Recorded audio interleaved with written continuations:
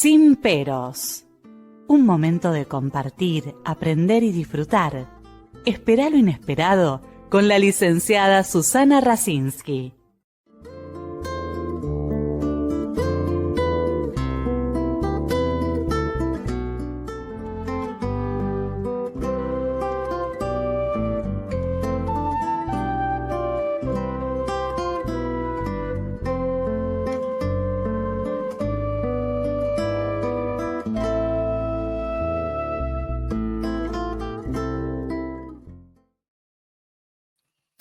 Muy buenas noches. Hoy vamos a escuchar y aprender sobre un tema que me pareció muy importante, que es ¿qué es la experiencia estética? ¿Cómo el arte nos cura? ¿Qué relación hay entre el psicoanálisis y el arte? Y para eso tenemos como invitada a Gabriela Goldstein. Bienvenida, Gaby. Hola Susana, qué gusto estar aquí contigo. Muchas gracias por la invitación. No, y además, recién antes de empezar a grabar, creo que hablábamos temas que me parecen muy importantes, significativos más que nada, como para que la gente que nos escuche pueda atreverse también a permitirse, ¿no? Cómo el arte nos cura y podemos, además de que nos cura, disfrutarlo, ¿no? Tener la experiencia placentera. Y yo, bueno, una de las cosas que me comentaba Gaby, que está terminando 2 libros, ¿podés comentarlo? Bueno, por Aparte supuesto, de un libro, ella ha escrito varios artículos en revistas del arte, en revistas psicoanalíticas, ha expuesto también en el museo, lo voy a decir yo, en el Museo bueno, de Orsay, en París, bueno, y además un poco, digamos, bueno, también fue presidenta de nuestra institución en un momento muy difícil, como fue la pandemia, muy complejo, y decíamos, bueno, cómo a veces ayuda a nosotros también en momentos de mucha tempestad, de situaciones muy turbulentas, como dice Bion, nos ayuda mucho justamente el arte, ¿no? Porque somos personas, primero. Después tenemos una función, ¿no? O varias. Pero también como personas, por supuesto, sentimos y percibimos. Y bueno, en momentos de mucha turbulencia emocional es muy importante, ¿no? El arte. Bueno, contanos un poquito el proyecto y también lo que ya has escrito, para poder empezar a hablar un poco qué significó para Freud, pero después para vos también, ¿no? La experiencia estética. Mira, yo tengo un primer libro que es La experiencia estética, escrito sobre arte y psicoanálisis, y de ahí parte una idea que me interesó mucho, ¿no? Que es, por un lado vos decís, bueno, el arte como curación. Nosotros sabemos que la cuestión del psicoanálisis es una ciencia y un arte, ¿no? Lo mismo que la medicina, también tiene cierta dimensión de arte. También sabemos que desde ya la curación no es una cuestión, completa y perfecta, pero también entendemos que hay una dimensión muy profunda, muy compleja en el ser humano, en la cual podríamos decir la noción de arte y estética, en general, y cuando digo esto no me refiero solo a una pintura o a un escrito. Me refiero a muchas cosas que tienen que ver, que vamos a ir hablando, con lo que es la experiencia estética y el arte. Y en este momento, bueno, estoy terminando, ya se va a publicar pronto, un libro sobre sublimaciones y transformaciones y creatividad, con un colega muy querido con el que hemos trabajado y coordinamos el grupo de arte y psicoanálisis en APA, que es Carlos Weise. Y también se va a reeditar mi primer libro, sobre la experiencia estética, porque está agotado. Y bueno, y un nuevo libro que va a salir en inglés, que trata sobre también un tema que se me ocurrió pensando siempre con Freud y con autores contemporáneos, que es la idea de extrañamiento poético. Es decir, es una dimensión interesante para pensar lo que puede ser terrible, pero lo que también puede movilizarnos hasta producir movimientos, llamémosle creativos o poéticos, en el sentido de que uno sale eh, de lo desconocido y puede absorber algo de lo desconocido del mundo o de sí mismo y metabolizarlo en esa situación, que tiene una cierta cercanía, a mi entender, bueno, con un autor que quiero mucho, que es Winnicott, ¿no? Es decir, es ese lugar de extrañamiento que yo creo que todos lo conocemos, es parte de una experiencia estética, es ese lugar que uno no puede definir bien en el momento en el que uno está, por ejemplo, escuchando un concierto, ¿no? Escuchando música. Es como si el tiempo se detuviera, uno no sabe si pasó una hora o un minuto, y y en ese momento, en esa situación que está iniciada por la curiosidad o por el placer de lo que está pasando, se nos vienen 1000 ideas a la cabeza, ¿no? Mil cuestiones surgen y bueno, es muy parecido a la asociación libre que pedimos como psicoanalistas. Y yo agregaría, o a lo mejor está, por supuesto, en lo que vos decís, que no es solamente en la cabeza, sino en todo el cuerpo. Cuando a uno le llega Absolutamente, algo, ¿no? Que te irradia, que sentís en la piel, vos decías, cuando escuchás una música, o te llega o no te llega, aunque no es cuestión de entenderlo, que ahí tiene que ver más con otros temas que vos trabajás muy bien, que tiene que ver con la intuición, la percepción, la ujú, sensación, ¿no? Y ese sentimiento de extrañeza que puede resultar que a lo mejor puede pensarse que es patológico, ¿no? Si justamente el terapeuta lo capta bien, puede resultar de mucha contención para el paciente, ujú, no tomarlo como una cosa loca, ¿no? Justamente, eso es absolutamente.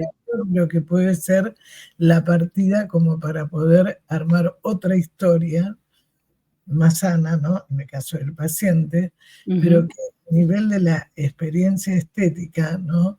Es como un encuentro que se produce, ¿no? Entre el sujeto y lo que está viviendo, ¿no? Absolutamente, y me alegra mucho que traigas la cuestión del cuerpo, porque, el cuerpo es algo fundamental, desde ya para el psicoanálisis, casi que podríamos decir que en estos tiempos, vaya si es importante, ¿no? Porque, ¿qué nos pasa con, estar permanentemente a cierta distancia, que no solo implicó, como decíamos antes, la pandemia? Hemos salido de ese distanciamiento y de las fobias que se instalaron en aquel momento o no totalmente, pero bueno, lo dejo ahí. El cuerpo como un lugar de mucha interrogación hoy en día en relación a la identidad y a la construcción de una imagen y una identidad, y el cuerpo, por sobre todo, como lo traes vos, como dimensión que necesariamente en una experiencia estética tiene que resonar, porque esta es otra de las ideas fuertes que todos aquellos que hacen arte, y los psicoanalistas lo sabemos, sensación y pensamiento no se separan en ese momento. Es un momento de encuentro precisamente con algo que uno siente, pero que tal vez todavía no tiene palabra.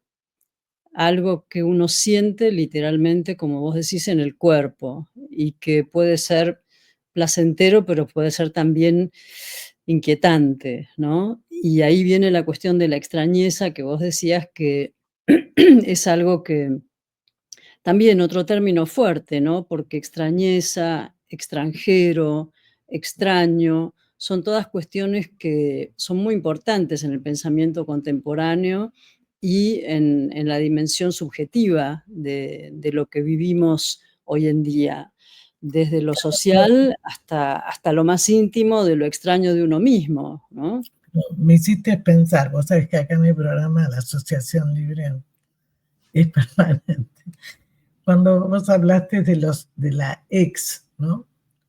Digamos, de lo que sería exterior, externo, afuera, pero cómo a través, digamos, de la experiencia estética puede servir para investigar, para comprender aquello que parece enigmático, ¿no? Y que integrarlo, no quedarse afuera. Absolutamente, Viste que en sí. las últimas bienales, cómo se utiliza, cómo es en, en la que hace 2 años fue toda una muestra con respecto al medio ambiente de distintos países, ¿no? En Venecia.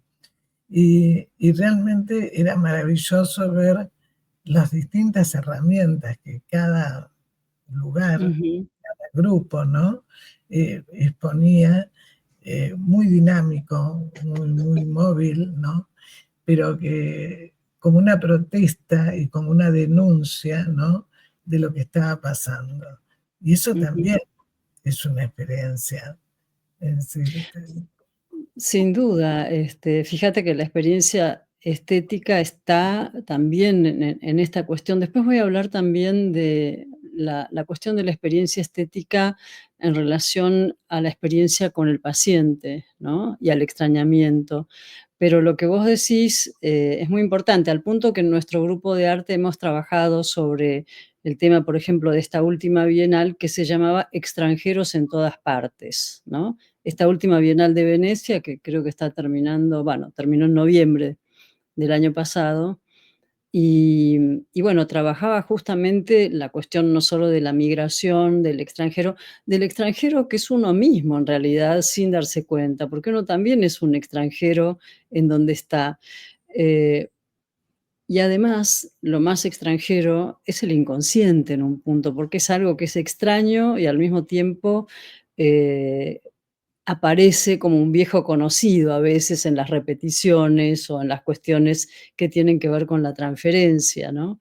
Entonces, esta cuestión de lo externo e interno, que me gusta la idea de Lacan, de la banda de Moebius, es decir, que eso, circula en una banda en la cual, sin solución de continuidad, aparece lo más extraño y lo más íntimo, ¿no? Y creo que esto es otro punto en el cual la dimensión de extrañamiento, aparece ligada a, podríamos llamar al concepto freudiano de ominoso, ¿no? Recordemos que Freud dice que el ominoso es lo más extraño y lo más familiar al mismo tiempo. Es algo muy interesante, que ¿no? forman parte de un mismo universo, ¿no? Cuando Exactamente. hablamos del sentido cuántico, ¿no? Ujú, Nosotros tenemos un amigo, un colega, y vos también lo conocés, Renato Streisner, que ujú, bueno, él habla del puente de la infinitud, que muchos de nosotros estamos de acuerdo, ¿no? Y donde de alguna manera es que son vértices de un mismo todo. Entonces el tema es no tomarlo como que eso es patológico, ¿no? Sino que nos puede exacto. llevar justamente a poder despejar y a poder comprender mucho más algo de la realidad, porque tampoco es Ujú, todo lo que vemos toda la realidad, ¿no? Eso absolutamente. Algo de la realidad que nos resultaba extraño, una mirada, casi se podría decir un poco más compasiva sobre el otro, porque somos todos seres humanos en la riqueza de la diversidad. Y por sobre todo lo extraño de uno mismo, ¿no? Lo más extraño de uno mismo y hacerlo aparecer, de una manera que sea metabolizable y, como vos decías bien, en una nueva narrativa que implicaría un reposicionamiento más amplio. Por supuesto que esto sacude el narcisismo, ¿no? Que es una de las cuestiones más complejas para trabajar, ¿no? Y hablando de narcisismo, bueno, todo esto se pone en juego en la experiencia estética, que yo en un artículo que escribí hace mucho, le di la posibilidad a la experiencia estética de lo que llamé el desencapsulamiento del narcisismo, ¿no? Y está, que esto está en uno en mi libro, y es la cuestión que vos decías, ¿no? De que uno encuentra algo de la realidad, pero que es ligeramente distinto de lo que uno se imaginaba, o muy distinto. Entonces puede producir distintas reacciones, desde un shock y una dimensión muy fuerte de extrañamiento, hasta una gradual mirada diferente sobre lo que genera diferencia. Y en eso que genera diferencia se va construyendo la subjetividad y al mismo tiempo justamente la cuestión de los sentimientos, los afectos puede ir aflorando y es un motivo, por así decir, de la posibilidad de elaboración de duelos y trabajo de traumas. Bueno, como sucede en muchas cuestiones que tienen que ver con el arte, cuando digo arte me refiero a todas las formas de arte, ¿no? No solo la pintura, que es quizás mi campo más específico. Sí, vos nombrás, tenés un artículo que yo te decía, lo conocí hace muchos años, que era la experiencia de Freud con la Acrópolis, ¿no? Y entonces me parece que a lo mejor puede servir para los que nos escuchan, para poder darse cuenta más de lo que sería la experiencia, ¿no?, Ujú. estética. ¿Es contarla? Bueno, lo cuento porque es algo que estaba escuchando hace poco, hablando de artistas y de cuestiones creativas. Esto lo digo aparte, ¿no? Viste que falleció David Lynch, Sí, un gran cineasta, un gran un artista, gran director, sí. este, un Ujú. gran director, muy, muy, muy atrevido, muy creativo, ¿no? Y bueno, y él decía que uno se encuentra con una idea y que esa idea resuena no solo en el pensamiento, sino también en lo sensible, ¿no? Me pareció muy, muy interesante esta cuestión del encuentro, cómo uno encuentra, tal vez encuentra lo que busca, pero como diría Freud, A pero veces no, también, y a veces no, a veces encuentra, eh, tenés una idea y claro, uno encuentra siempre otras cosas que enriquecen. Entonces, como yo también soy arquitecta, además de doctora en psicoanálisis, ¿no? Eh, Me acuerdo que haber ido a la Acrópolis y haber tenido una sensación muy fuerte de algo muy, muy importante, muy deseado, muy querido. Entonces, cuando me encuentro con el texto de Freud en la Acrópolis, que es muy lindo, es una carta que él le escribe a Romain Roland, que se llama Una desmemoria ante la Acrópolis, ¿no? La pérdida de memoria en la Acrópolis. Y entonces, bueno, ahí escribió un texto que se llamó La estética del recuerdo, Freud en la Acrópolis.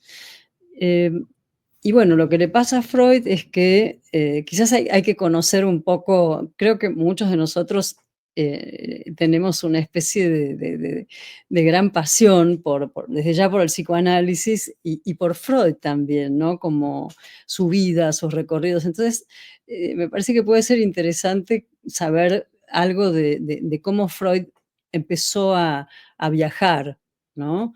Durante mucho tiempo no pudo viajar porque no tenía los recursos y había cosas que le parecían imposibles. Después empezó a poder viajar y siempre iba al Mediterráneo. Le gustaba mucho ir a toda esa zona. Todos conocen la anécdota de que a Freud le costaba mucho entrar en Roma, ¿no? Le costaba porque tenía fantasías de que le podía pasar algo y claro, era algo muy deseado llegar a Roma. Entonces, bueno, en uno de estos viajes él, iba a ir a Corfú, pero le dicen que, bueno, que por qué no va a Atenas, que es mejor, que en el poco tiempo que tiene. Y él empezó a sentirse muy incómodo, de mal humor, muy extraño, viajaba con su hermano y, sin embargo, se toman el buque hacia Atenas. Y el relato de él es algo fantástico, a mí me pareció algo apasionante, ¿no? Él dice: "De repente me encontré ante la Acrópolis y veía todo ese monumento. Y y en ese momento dije: "No puedo creer lo que estoy viendo, es como me lo enseñaron en la escuela". Y entonces ahí dice algo que me pareció clave, ¿no? Dice: "Y de pronto me dividí en 2 personas, sentí que uno estaba afuera en el paisaje y decía: "Esto no existe", y otro que era el mismo, decía: "No, pero estoy en la Acrópolis, esto es lo que estoy viendo, pero sin embargo no puedo creer lo que ven mis ojos". Técnicamente eso sería una escisión, ¿no? Como dice Freud, una Spaltung, una división. A los pocos minutos él se recupera y, y él dice, bueno, es como si hubiera paseado por Escocia y hubiera visto el monstruo del lago Loch Ness. A ese punto le pareció de increíble la situación que él estaba viviendo. Entonces, cuando vuelve, por así decir, a sí mismo y a pensar, reflexiona y dice, yo hubiera esperado una expresión de júbilo, ¿no? Como decir, bueno, qué alegría, estoy acá, no lo puedo creer, estoy ante la Acrópolis, finalmente, ¿no? Y sin embargo, dice Freud, era muy asombroso este comportamiento mío.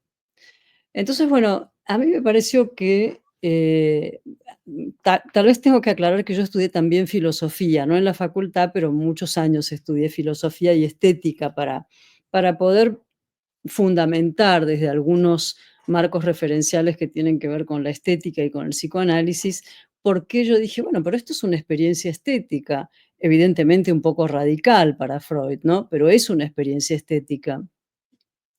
Entonces, bueno, Freud ahí dice, bueno, esto y lo analiza por qué le pasó. Es apasionante, ese relato lo pueden encontrar seguramente, ya es de libre circulación toda la colección de escritos de Freud, así que los pueden encontrar.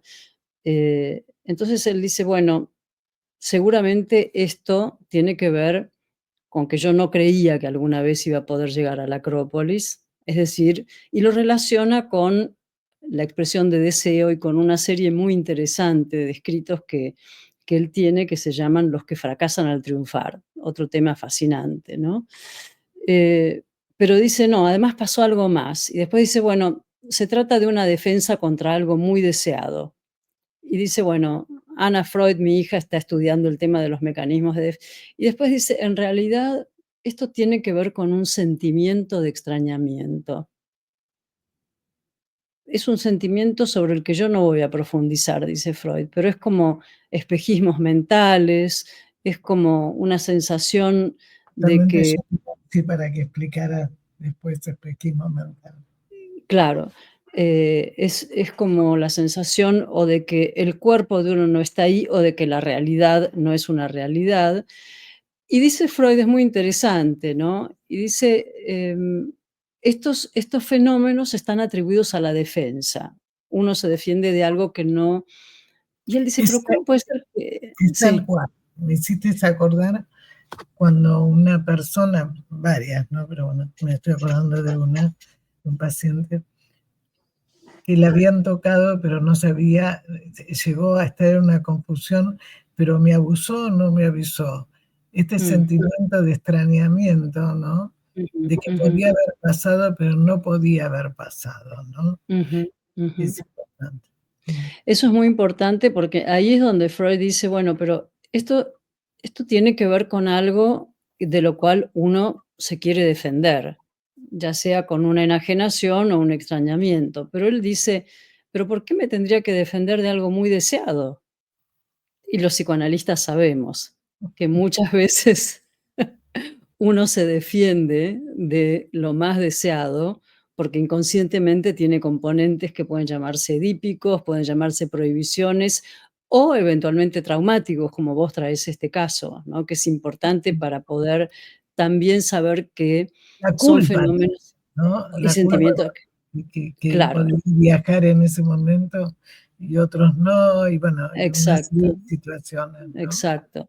Lo importante es que él dice, bueno, estos espejismos mentales no suceden solo en el enfermo mental. Y dice algo así como también el sano alucina. Es decir, una persona que no está psicótica o que no tiene un brote psicótico, de extrañamiento patológico, llamémosle, también puede tener fenómenos que él llama de una manera muy interesante espejismos mentales o de extrañamiento, ¿no?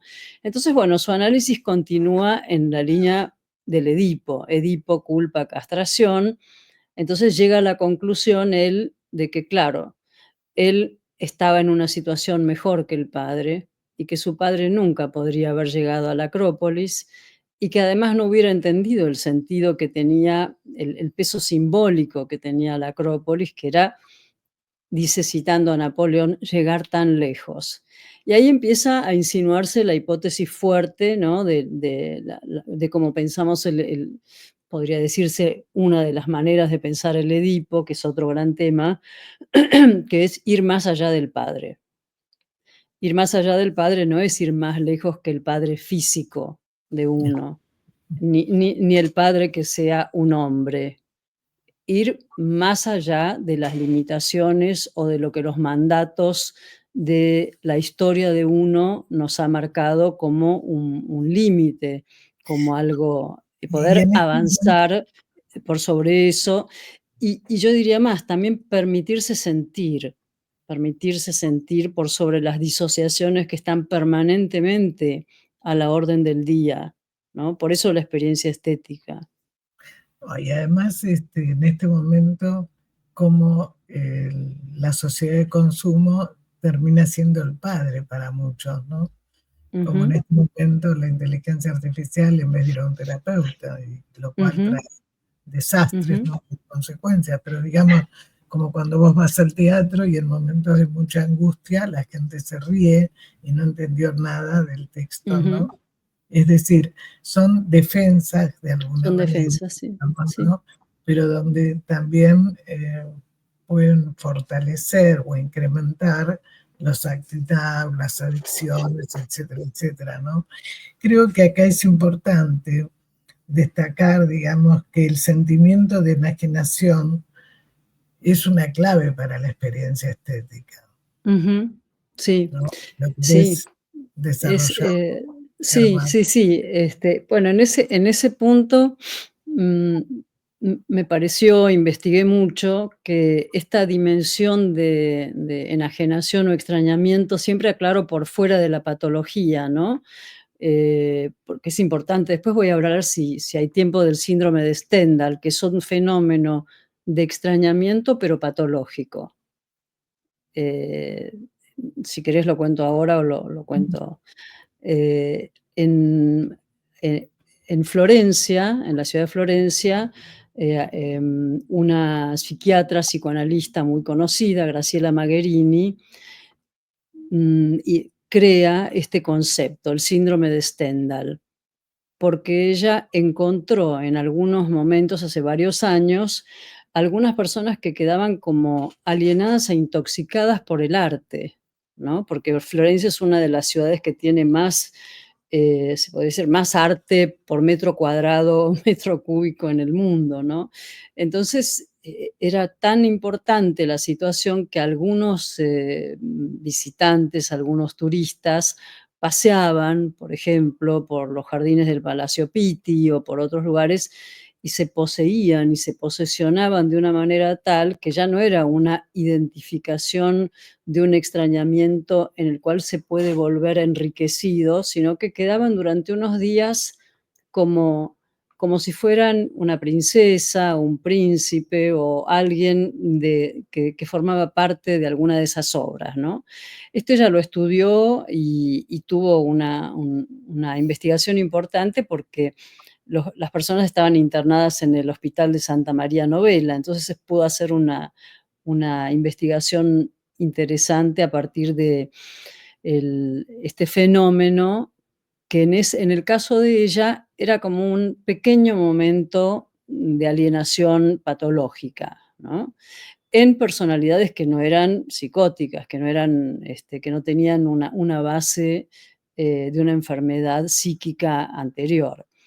Curiosamente, eran turistas que viajaban solos y que venían de lugares donde los afectos estaban muy reprimidos. Lo digo porque no es menor el tema de quizás también por qué Freud no se permitió ese sentimiento de elación o de embeleso, como dice él mismo en otro texto, en El porvenir de una ilusión, dice: "Mirar el mar con embeleso", ¿por qué no se lo permitió, no pudo? Bueno, Eh tiene que ver también con Freud, ¿no? Con su Por personalidad, supuesto, tiene que ver de con Freud. expresar sus afectos, pero me hiciste acordar, viste, en Hollywood, que hay muchas personas que se quedan, digamos, se identifican con algún actor, con algún personaje de Ujú, las ujú, obras, ¿no?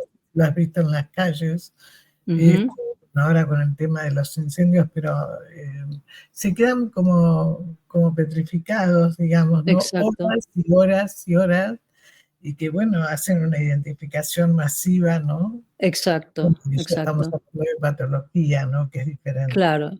Por eso marco una diferencia importante en este fenómeno del extrañamiento, y lo llamo poético porque uno se rescata, se permite habitar un espacio, uno podría llamarlo con Winnicott un espacio intermedio, un espacio suspendido en el tiempo, un espacio en el cual empieza a transcurrir lo externo, lo interno, y también acuden recuerdos y cuestiones muy olvidadas, casi como recuerdos encubridores.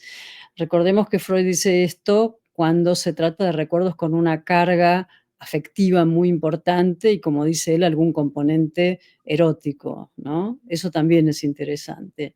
Ahora, en este fenómeno, como vos bien decís, pensado en la clínica, uno puede indagar, no, es decir, el fenómeno tiene que ver con algo clave de la experiencia estética que podría llamarse algo así como perderse, dejarse ir, dejarse llevar. Pero es un perderse sobre una base de confianza en la cual uno sabe que uno puede recuperarse, permitirse. Me haces pensar, cuando nosotros decimos meternos en la locura del paciente y salir, es decir, por eso cuando hablábamos antes de grabar el programa, ¿no? Es decir, vos siendo arquitecta también, ¿no? En otro de los artículos de Freud, ¿no? Cómo vamos diseñando una historia distinta del paciente, que no sabemos hasta dónde llegamos o cómo es, ¿no? Ujú, Entonces, cuando uno se mete en la locura del paciente y poder salir, justamente, exacto. si no, no lo podemos ayudar, ¿no? Bueno, esa es nuestra herramienta y nuestro estudio y nuestra práctica, ¿no? Poder habitar ese espacio en conjunto, con la diferencia que marca la distancia que uno pone, es una distancia óptima, digamos. Óptima quiere decir ni quedamos simbiotizados, ni estamos tan lejos que intelectualizamos el fenómeno, ¿no? Sino compartimos y se establece una dimensión confiable para que el otro paciente y también uno pueda, entre comillas, perderse, ¿no?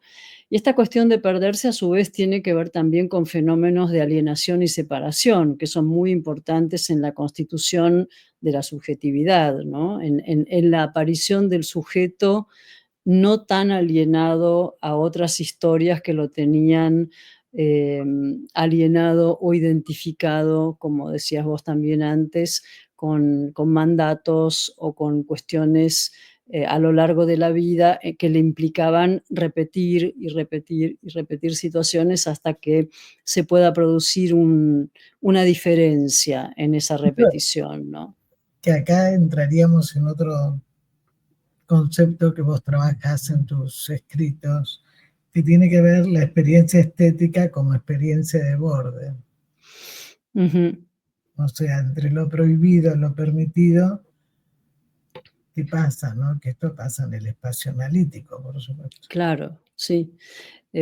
Por eso creo que la experiencia estética, y esto sin que yo sea una especialista en Bion, que no lo soy, eh, pero he leído a Meltzer en la aprehensión de la belleza, por ejemplo, sé que Bion trabaja mucho la dimensión estética del encuentro analítico, por ejemplo, porque creo que la dimensión estética, por un lado, obviamente la podemos relacionar con todos los fenómenos que tienen que ver con en líneas generales el arte. Pero, por ejemplo, vos trajiste el teatro, ¿no? Eh, Cuando uno está viendo, a mí me gusta decir participando, pero no porque uno sea un actor también, que sería el fenómeno simbiótico, sino porque uno se permite entrar en la dimensión, entre comillas, de extrañamiento y de cierta irrealidad que tiene que es necesaria para que se produzca la experiencia estética. Y en toda esa revolución, llamémosle, o movimiento interno, se mezcla el placer con algunas veces algunas cuestiones que pueden ser penosas o dolorosas. Por eso vos también traías la cuestión del trauma o de los duelos o de no poder recordar algunas cuestiones como eventualmente algo trágico como un abuso. Trágico, bueno, al punto de si no se puede elaborar, ¿no? Porque se produce un corte en los lazos afectivos y eso, y del recuerdo también, eso impide, pero en tanto se pueda acompañar esa elaboración y producir algo distinto, bueno, quizás algo de la dimensión más erótica se pueda reinstalar en la dinámica psíquica, ¿no? Y la experiencia de borde tiene que ver con esto que yo decía, para Freud fue una experiencia de borde, porque estar ahí ante la Acrópolis, algo tan deseado, decía Freud, ¿no? ¿Por qué? Claro, por culpa, como bien decís vos, y por finalmente dice, bueno, un sentimiento de piedad hacia mi padre, porque él no hubiera podido estar aquí. Pero bueno, más allá del fenómeno de Freud en la Acrópolis, creo que la cuestión del extrañamiento y la potencialidad que tiene para el poder recordar con afecto, con carga de afecto, el poder eh, habilitar cierta dimensión que remite quizás a experiencias, me atrevería a decir, de vivencias, de cuando todavía no estaba el lenguaje articulado, instalado, es decir, vivencias muy tempranas que marcan y que imprimen la personalidad, ¿no? Y poder narrarlas, hacer algo con ellas, hablarlas, recordarlas, conmoverse, porque creo que conmoverse es algo fundamental en este sentido, ¿no? Y el borde es el borde porque uno quizás siente esto que el arte tiene de enigmático, que vos decías, es cierta dimensión de lo que, podría decirse en ciertos términos ominoso o prohibido o de no saber. Los franceses lo llamaban je ne sais quoi, un no sé qué, ¿no? Pero ese no sé qué es algo, que te atrae, que te seduce, que podemos pensar que tiene que ver con la madre primordial o, diría yo, con el otro primordial, me gusta más decirlo, ¿no? Parece Eh, mejor. recuerdemos que Freud dice, el otro prehistórico inolvidable al que nunca se podrá igualar, ¿no? No, Es decir, esa totalmente. marca. Sí, Tiene con el otro prehistórico inolvidable, que es el otro, también con mayúscula, de Lacan, y también con minúscula, de apuntalamiento de los primeros tiempos en los cuales si no hay un otro no se sostiene la vida, ¿no? Entonces, toda esta cuestión tiene que ver a su vez con los movimientos de alienación y separación, es decir, de poder empezar a movilizar cierta dimensión de simbolización y de subjetividad en la cual podemos ver, incorporar cuestiones de nosotros mismos y al mismo tiempo separar cosas que vienen como pegadas por identificación que no las veíamos, y no repetir, como se dice siempre, los mismos errores o las mismas elecciones, ¿no? Sí, me hiciste pensar también, por eso te dije, me parece mejor el otro, porque tiene que ver también con lo que Ferenczi habla, digamos, de aquello primordial, muy primario, no solamente Exacto. digamos, del nacimiento, ¿no? O sea, de repente el contexto, ciertas situaciones que por ahí no se recuerdan, no están, Ujú, están, ¿no? ujú, Eh, y que de alguna manera el otro, con mayúsculas, como bien vos decís, puede significar muchas cosas, pero sin ujú, eso somos. Entonces el tema es, acá voy a otra pregunta, ¿no? ¿Por qué o qué sería para vos algo estamos hablando, el arte como un modo de mediación. ¿Cómo puede las formas distintas, cuáles son las formas distintas que puede asumir frente a la respuesta del no otro, ¿no? Te hice Ujú, dos ujú. preguntas en una como para que puedas este, Bueno, desarrollar. sí, es una de las cuestiones que yo, mm, si querés, propongo como el lugar del arte, ¿no? Eh, Vos fíjate que volviendo un poco, porque a todos nos conmovió este personaje tan contemporáneo, ¿no? David Lynch. Él vuelve a la idea de que a uno le viene una idea y después la transforma y traduce a través del arte en algo que nunca es igual a una idea que se siente y se piensa, se transforma en otra cosa. Entonces, una primera idea sobre la mediación tiene que ver con esa posibilidad de cualquier manifestación del arte de poder ser como el medium, llamémosle, para transformar ideas y producciones inconscientes, que no son solo producciones inconscientes, porque también tienen una dimensión en la cual en esa transformación empiezan las veladuras, se producen las veladuras necesarias para que no sea una transposición directa del inconsciente, ¿no? Porque si no estaríamos hablando de, bueno, de Art Brut, por ejemplo, ¿no? O del arte de los niños, que le faltan las veladuras que hacen que eso tremendo o conmovedor sea asequible y tenga esa especie, llamémosle, de seducción que tiene Sí, lo bello, es ¿no? como cuando la persona se acuerda de algo del sueño y para nosotros sabemos que es el disfraz del sueño, ¿no? Exacto, exactamente, exactamente. Ahora, también el arte, el fenómeno con por eso me gusta decir con el objeto de arte, porque aquí también hay una especie de alegato mío, ¿no? Alegato en el sentido de como también soy pintora, no digo artista, digo pintora, siempre me inquietó un poco, ver que algunos psicoanalistas hacían interpretaciones simbólicas, a mi entender, un poco literales de las obras de arte, ¿no?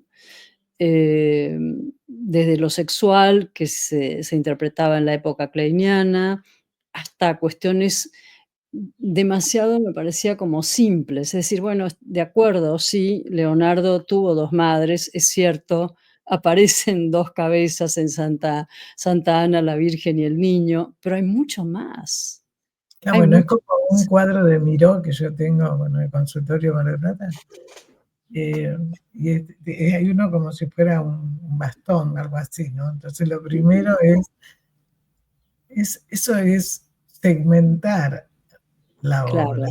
o sea, ¿no? Y Es claro, tomar yo un creo que movimiento.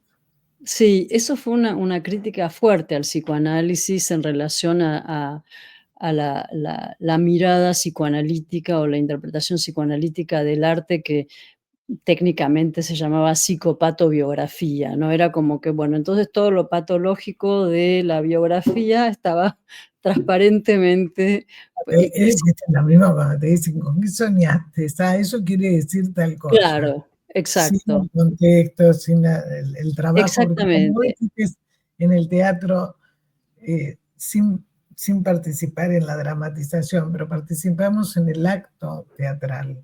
Es decir, eso lo exactamente. siente el artista también que está trabajando. Y Yo el hace muchos nuestro. años había hecho un taller, El cuerpo, un escenario posible con una actriz, tuvimos un espacio, ¿no? Para mí, sabés que Ujú, el cuerpo siempre fue muy importante y lo he trabajado desde la bioenergética, ¿no es cierto?, con Susana ujú, Bilderman o con Fidel Mocio, con ujú. psicodrama, pero siempre es con el otro, o sea, Es con el cuerpo y con el otro. claro, Entonces, por eso, nuevamente, yo no digo, la experiencia del arte o sobre el arte, sino con el arte, porque son 2 inconscientes, como vos decís, que se encuentran. Por ejemplo, en una obra de teatro trabaja, por supuesto, el guión, trabaja la historia, pero trabaja otro fenómeno que va mucho más allá de todo lo que se pueda decir que está trabajando en ese momento. Y trabaja uno, el inconsciente de uno y los afectos de uno en ese momento. Entonces, mi alegato primero es a no mm, patologizar las producciones artísticas, las que sean. Por más que se trate de Ricardo III digo, Shakespeare, digo, ¿no? Que Eh, aparecen motivos constantes en los pintores como nosotros. Este, a veces hay significaciones inconscientes que se repiten, pero nunca se puede, me parece a mí, no analizar tan parcialmente. Y vos nombrás, que me pareció genial, a Nicola Constantino, que dice, la gente quiere entender todo, pero prefiero que se pregunten qué carajo es esto. Bueno, claro, yo, es una artista argentina, sí, que es brillante ella, me parece magnífica. La pueden ver también, la encuentran fácilmente y a veces tiene exhibiciones muy importantes aquí en el mundo. Ella también estuvo en la Bienal de Venecia, con una obra que se llamaba Rapsodia inconclusa, ¿no? Impresionante. Hay un pequeño video que yo hice sobre lo femenino, que bueno, después si querés te lo mando, que tiene la obra de Nicola Constantino en relación con el texto de Freud, Lo ominoso, porque ella claramente juega con toda esta cuestión del borde, a eso yo me refería, porque el borde de lo bello es lo ominoso en un punto, ¿no? Es todo lo que podemos soportar de lo bello antes de que se transforme en ominoso, ¿no? Algo así dice Rilke.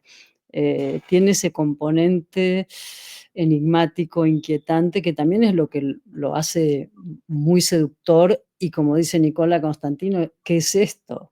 ¿Qué es esto? Más que decir esto es esto, que te devuelva la pregunta, ¿no? Yo creo que esa es una función de mediación también. Ahí aparece esa mediación que te devuelve la pregunta y que y no va también, cierra el campo.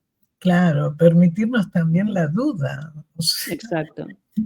no la certeza de que tenemos todo tan ordenadito, tan claro, ¿no? O sea, eh, Y bueno, entonces ese punto de mediación también es un espacio. O sea, por un lado yo hablé del objeto o la obra o la sinfonía o el libro, pero también es un lugar, es un espacio en el que se produce, uno podría decir, bueno, es el vínculo, pero no sé si lo limitaría, quizás tiene que ver con me parece que es mucho más que eso, porque hay una dialéctica en el intercambio entre sujeto y objeto, por el cual de pronto el sujeto se vuelve objeto y el objeto se vuelve un sujeto que nos hace participar. Yo creo que esta es la cuestión fundamental, conmover esta subjetividad acorazada que está mucho más, me parece a mí, en estos tiempos contemporáneos, sin darnos cuenta, acorazada digo como defendida y al mismo ujú. tiempo muy sometida, ¿no? A los dictámenes de la moda o el mercado, como lo quieras llamar, ¿no? Sí, sí, Eh, donde se ha perdido justamente la singularidad, ¿no? Se ha perdido la subjetividad y predomina el acto, ¿no? Eh, Ujú, ujú, entonces, cada vez se hace más complejo y las consecuencias son muy graves, ¿no? Obviamente. ujú. Por eso esto que vos decís vuelve a darle la importancia al lugar de la experiencia estética y la dimensión de extrañamiento que nos devuelve una temporalidad que nos permite soñar, nos permite pensar y sentir, porque en ese instante es casi, te diría, lo opuesto al acto. No somos, también esto es algo que yo, digamos, no me gusta decir la palabra defiendo, pero postulo, digamos, ¿no? El espectador o el que está en una situación de estas es activo, pero no es activo porque hace algo, sino porque se le moviliza todo su ser. No es su inconsciente, y me refiero también a la dimensión pulsional, ¿no? Su eros, sus inquietudes. Y ahí es donde muchas veces al hablar de esta experiencia de borde, que lo digo de esa manera, em, aparecen cuestiones inquietantes y es un momento de una alta potencialidad elaborativa, porque no es raro que uno esté eventualmente en un concierto o en alguna situación y se quede como en esa situación de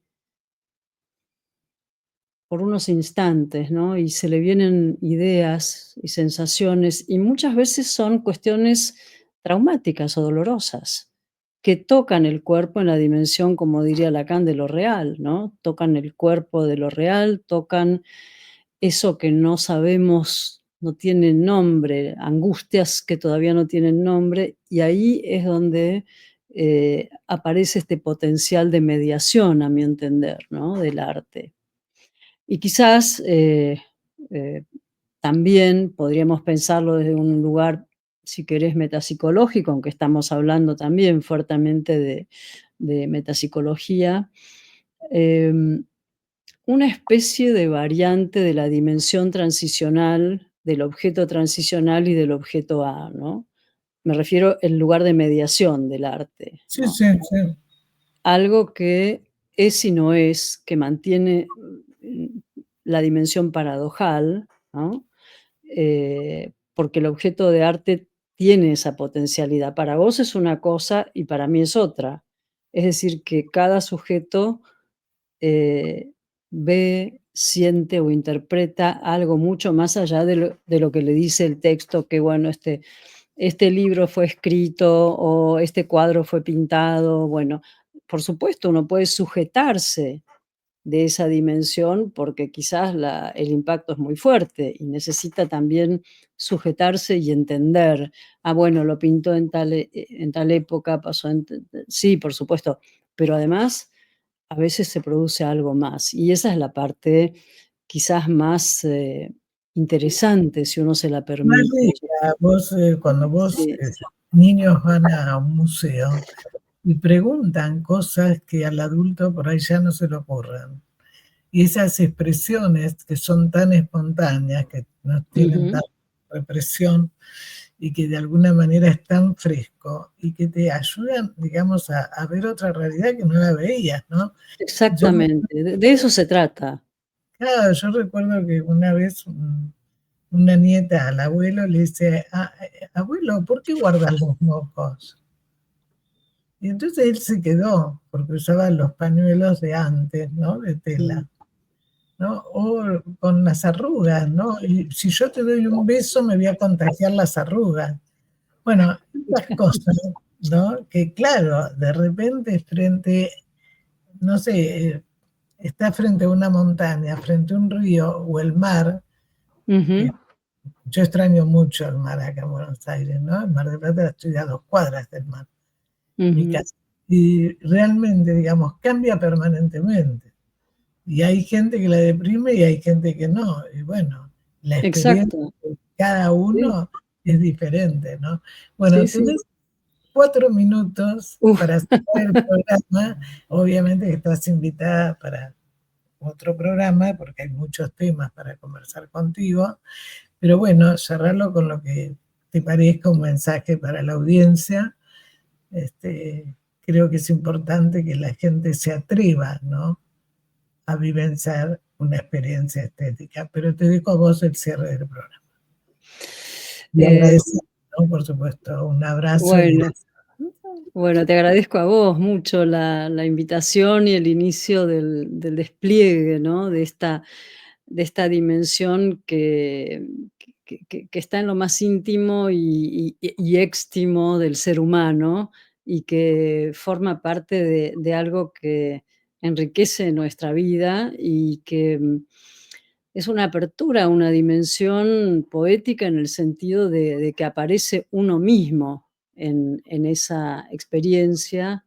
Eh, Tampoco uno puede decir, bueno, les recomiendo, porque es algo que acontece, eh, o acontece o no acontece. Quizás lo que sí podría decir es que es algo que sucede con el arte, también a veces con la amistad. La amistad produce efectos estéticos también. que lo estético quiere decir lo sensible y lo inteligible al mismo tiempo, no es solamente la forma o lo bello, y que también la cuestión de la estética tiene que ver, cuando vos hablaste del contexto, tiene que ver con lo que uno absorbe de su época. Entonces, hay muchas capas de veladuras que recubren a la dimensión estética, ya sea en la experiencia con una obra de arte, en un concierto o cuando van a un concierto de rock, pero sobre todo en la experiencia analítica.